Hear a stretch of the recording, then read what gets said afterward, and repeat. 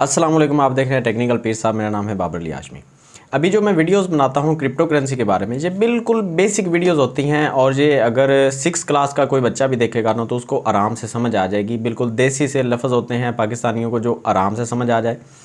मैं अभी टेक्निकल वो जो वर्ड्स होते हैं वो इस्तेमाल नहीं करता। उसकी वजह ये होती है कि अक्सर जो लोग हैं वो क्रिप्टो करेंसी में अभी बिल्कुल न्यू हैं और जो न्यू कमर्स होते हैं उनको अभी से अगर मैं वो टेक्निकल लैंग्वेज में बात करना स्टार्ट कर दूं कि ये रेजिस्टेंस, ये सपोर्ट, ये इस तरह तो वो उनके ऊपर से गुजर जाएगी और वो बेचारे ना फिर जहनी मरीज़ बन के निकल जाएंगे कि भाई इस चीज़ की तो समझ नहीं आ रही। तो मैं वो अल्फाज इस्तेमाल करता हूँ आपके साथ जिनकी आपको समझ आ जाए। आज भी मैं क्रिप्टो करेंसी के बारे में आपको एक बेसिक सी इन्फॉर्मेशन देने आया हूँ। जो बुनियादी असूल होते हैं किसी भी क्रिप्टो करेंसी के अंदर इन्वेस्ट करने के लिए, उनके बारे में थोड़ी सी बात करेंगे। तो मैं आपको बता देता हूँ कि कंप्यूटर की स्क्रीन पे भी ले चलूँगा, मेरे सामने पीसी चल रहा है, लेकिन उससे पहले कुछ चंद चीज़ें जो हैं वो आपको मैं समझा लूँ। कोई भी जो कॉइन होता है ना, इसको जब बनाया जाता है इसकी एक सप्लाई बनाई जाती है कि कितनी सप्लाई इसकी मार्केट में हमने सर्कुलेट करनी है। अच्छा, हर कॉइन के पीछे एक पूरा का पूरा एक लॉजिक होता है, एक टीम होती है उस कॉइन को बनाने के लिए, उसको किस काम के लिए इस्तेमाल किया जाएगा। ये सारी की सारी जो चीज़ें हैं आगे चल के आहिस्ता आहिस्ता मैं आपको मज़ीद समझाता जाऊँगा जैसे जैसे मेरी वीडियोज़ आप देखेंगे। अभी के लिए मैं आपको ये बता देता हूँ कि मिसाल के तौर पे अगर मैं एक कॉइन बनाता हूँ जिसका नाम मैं रख देता हूँ कुछ भी टोक्यो रख देता हूँ नाम एक मिसाल के तौर पर। तो इस टोक्यो कॉइन की मैं एक सप्लाई बनाऊँगा। सप्लाई बना दी मिसाल के तौर पर मैंने 100 मिलियन। अब अगर मैंने इस कॉइन को यूज़ करना है गेमिंग के लिए, कि अगर मैं एक गेम लॉन्च करता हूँ और जो गेम खेलेगा उस गेम के खेलने में अगर वो जीत जाता है तो रिवॉर्ड के तौर पे, इनाम के तौर पे मैं उसको ये कॉइन दूंगा। तो मैं साफ ज़ाहिर है वो सारी की सारी सप्लाई मार्केट में सर्कुलेट नहीं कर सकता।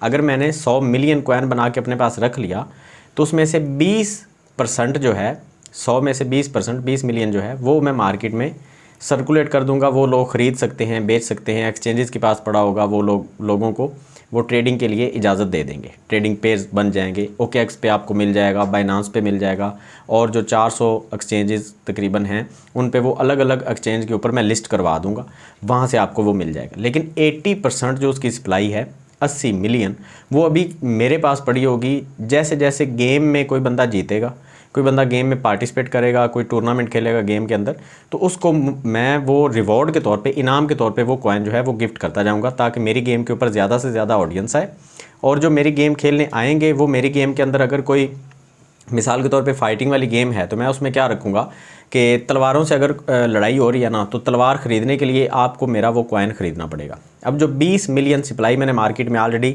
सर्कुलेट की हुई है उनमें से मैं कहूँगा भैया वो कॉइन ख़रीद के आएँ और मुझसे ये तलवार ख़रीदें। ये तलवार कितने की है जी? 5000 रुपये की।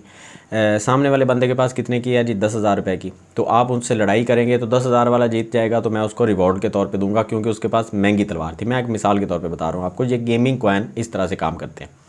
कुछ कॉइन्स होते हैं जिनको हम कहते हैं मीम कॉइन। मीम कॉइन का कोई मकसद नहीं होता, वो जस्ट बनाए जाते हैं, सप्लाई उनकी बना के मार्केट में फेंक दी जाती है कि लोग उनको ख़रीदें। सस्ते दामों ख़रीदेंगे, महंगे दामों बेच देंगे। उनका कोई यूज़ केस नहीं होता, वो कहीं इस्तेमाल नहीं हो रहे होते, किसी उनकी बैक के ऊपर कोई गेम नहीं होती, कोई इन्वेस्टमेंट नहीं पड़ी होती। वो जस्ट लोग ख़रीदते हैं, बेचते हैं, बस नफ़ा निकालते हैं। कुछ लोग उनमें फंस भी जाते हैं। अच्छा, ये तो होगी बेसिक वो इन्फॉर्मेशन जो आपके लिए समझना बहुत ज़रूरी है कि किसी भी कॉइन की सप्लाई देखे बिना आप उसके अंदर इन्वेस्टमेंट नहीं करेंगे। आप सबसे पहले ये देखेंगे, मैं आपको कंप्यूटर की स्क्रीन पे ले चलता हूँ। अभी अभी एक जो कॉइन लॉन्च हुआ है BRWL, उसको हम देखते हैं और उसका हम जायज़ा लगाते हैं थोड़ा सा कि उस कॉइन की सप्लाई कितनी है और मार्केट में अभी कितनी आई है सिर्फ। ठीक है जी, तो कंप्यूटर की स्क्रीन पे आ जाते हैं जी। ये देखें OKX पे आ गए और जहाँ पे आ जाते हैं BRWL। सप्लाई निकालनी कैसे है वो भी मैं बता देता हूँ। ये कंप्यूटर की स्क्रीन पे आप ऐसे सप्लाई निकालेंगे, अदरवाइज़ आपके पास मोबाइल अगर आप यूज़ करते हैं, मोबाइल के यूज़र बहुत ज़्यादा हैं तो उसमें थोड़ा सा अलग तरीका होता है, लेकिन आपको समझ आ जाएगी। मोबाइल पे भी मैं अलग से वीडियोस बनाता रहता हूँ तो उसमें मैं अलग से समझा दूँगा। ठीक है, तो आपने यहाँ से ये जो BRWL USDT लिखा हुआ है, यहाँ से आप क्लिक करेंगे। क्लिक ना भी करें तो ये इसकी टोटल इन्फॉर्मेशन आ जाती है। ये कॉइन किस लिए बनाया गया है? Created by wax studios, blockchain brawlers is the rowdiest play to earn game in metaverse हिस्ट्री। ठीक है, मेटावर्स की गेम है। प्ले टू अर्न का मतलब होता है कि खेलें और कमाएं। आप खेल रहे हैं कमाने के लिए। ठीक है, प्ले टू अर्न। कमाने के लिए आप खेल रहे हैं। अच्छा, अभी देखें यहाँ पे लॉन्च डेट इसकी भी अभी जो है वो 30 मार्च थी 2022 की। अभी 2-3 दिन हुए हैं इसको लॉन्च हुए।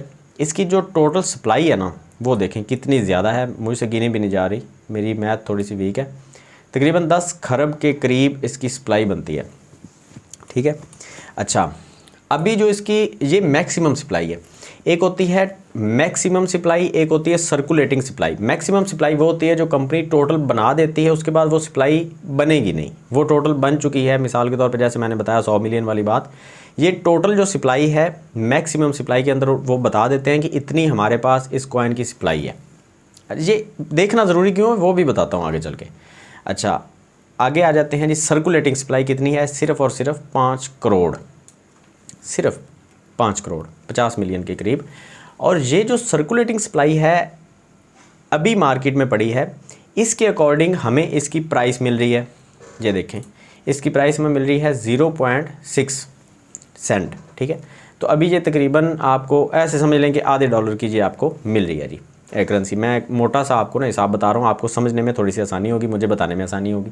अच्छा, मिसाल के तौर पे आपके पास 10 बंदे हैं, 1000 रुपया है, आपने 10 बंदों में तकसीम करना है, तो पर हेड वो आप 100 रुपया देंगे तो 1000 वो सब के ऊपर तकसीम हो जाएगा और हर किसी के पास एक 100 रुपया आ जाएगा, ठीक है। अगर 1000 रुपया है और बंदे 100 हैं, ठीक है, तो हर किसी के पास पैसे कम होते जाएंगे। अगर आपके पास 1000 रुपया है और बंदे 1 लाख हो गए तो कितने पैसे देंगे भाई? तो फिर आप वो क्या होगा, वो प्राइस वहाँ पे आके कम हो जाएगी, 0.0000 और 1 पे चली जाएगी, मतलब बहुत कम हो जाएगी प्राइस। तो अगर आपके पास 1000 रुपया है और बंदा 1 है तो उस एक बंदे को आप देंगे तो वो 1000 का मालिक है। सेम वही कंडीशन यहीं पे भी लागू होती है, जहाँ पे किसी भी कॉइन के ऊपर आप लागू करते हैं। कोई भी कॉइन आप ले लें, उसकी जो सप्लाई होती है उसकी टोटल इन्वेस्टमेंट को उसकी सप्लाई के ऊपर आप तकसीम करके देखें कि पर कॉइन कितनी उसकी अमाउंट बनती है। अब यहाँ पे प्रॉब्लम कहाँ पे आती है कि लोग देखते हैं कि भाई अभी इसकी जो प्राइस चल रही है ये 0.6 है, यहाँ पे ख़रीदते हैं, इसकी प्राइस 1 साल के बाद 2 साल के बाद बढ़ जाएगी। लेकिन होता क्या है कि मिसाल के तौर पे आज इसके अंदर हम देखते हैं कि कितनी इन्वेस्टमेंट लोगों की पड़ी हुई है। तो ये हम देखते हैं, जहाँ पे एक्सप्लोर करते हैं इसको।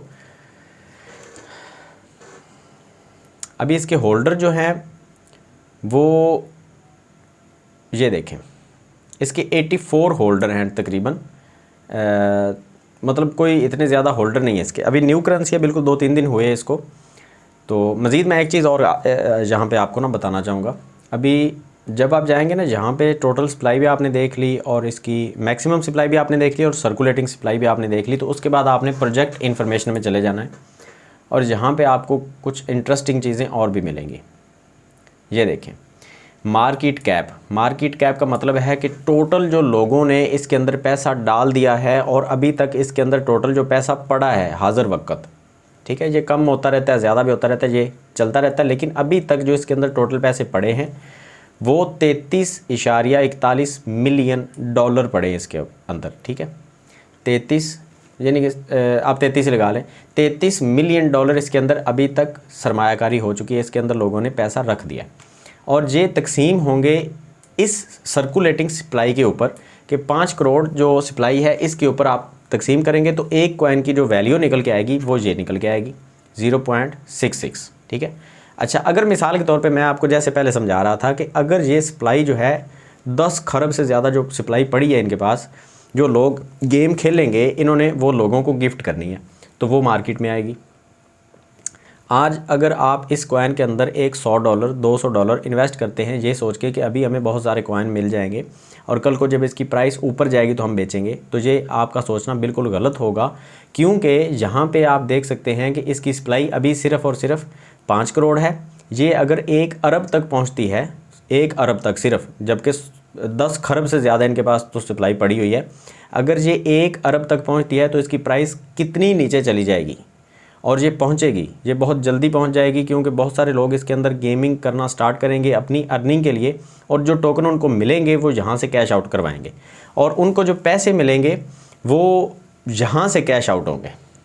मतलब इसके अंदर अगर इन्वेस्टमेंट बढ़ेगी तो साथ में सप्लाई भी बढ़ेगी, सप्लाई बढ़ेगी तो इसका रेट जो है वो कम होगा, इसका रेट ज़्यादा नहीं होगा। कुछ करेंसीज ऐसी होती हैं जैसे बिटकॉइन की जो टोटल सप्लाई है ना वो सिर्फ और सिर्फ 21 मिलियन है। बिटकॉइन की टोटल सप्लाई उसमें से तकरीबन 19 मिलियन जो है वो मार्केट में ऑलरेडी सर्कुलेटिंग सप्लाई के अंदर आती है, वो चल रही है मार्केट में, लोग ख़रीदते हैं बेचते हैं। बाकी जो 2-3 मिलियन जो सप्लाई उसकी बचती है वो माइनिंग में है।